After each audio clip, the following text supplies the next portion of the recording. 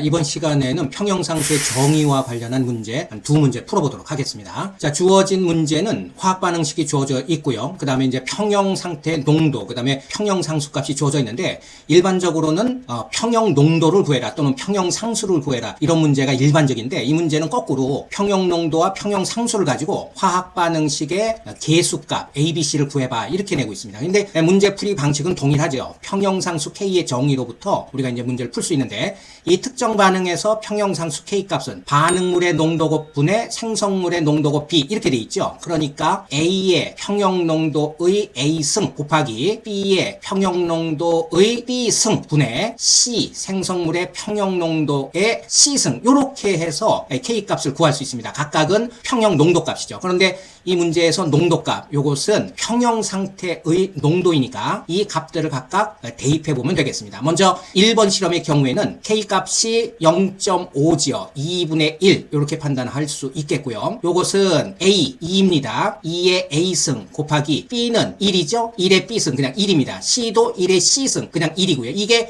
2분의 1이라는 얘기죠. 그러니까 A값을 우리가 판단할 수 있는데 1이 되는 거죠. 자, 그 다음에 K값 2번은요. 2입니다. 2의 1승이죠. 요것은 평형상수식으로 표현을 해보면 A는 1, 1의 1승이죠. A값이 1이니까요. 그 다음에 B는 평형농도가 2고요. 2의 B승 분의 C 또한 2군요. 2의 C승 요 값이 2의 1승이라는 얘기예요. 그러므로 우리는 C-B 값이 1이라는 걸 판단할 수 있겠죠. 마지막 세 번째는 K값이 3이고요. 요것은 평형상수식으로 표현해보면 A가 평형상태 농도가 3이니까 3의 1승 그 다음에 B는 1의 B승 1로 적겠습니다. 그 다음에 C는 3의 C승 이렇게 됐네요. 이게 K값 3의 1승 이렇게 됐다는 거예요. 그러니까 C값이 얼마가 되는 건가요? 3의 제곱이 되는 거죠. 그러니까 C값이 2가 되고 그러므로 B값 또한 결정이 되어지는데 B는 1값 이렇게 되겠네요. 그러니까 A 1이고요. 그 다음에 B 1, 그 다음에 C 2 그러니까 A 플러스 B 플러스 C의 값을 구해봐 이렇게 되면 4, 2번 이렇게 판단할 수 있다는 거죠. 그러니까 이 문제는 기본적으로 평형상수식의 평형 농도를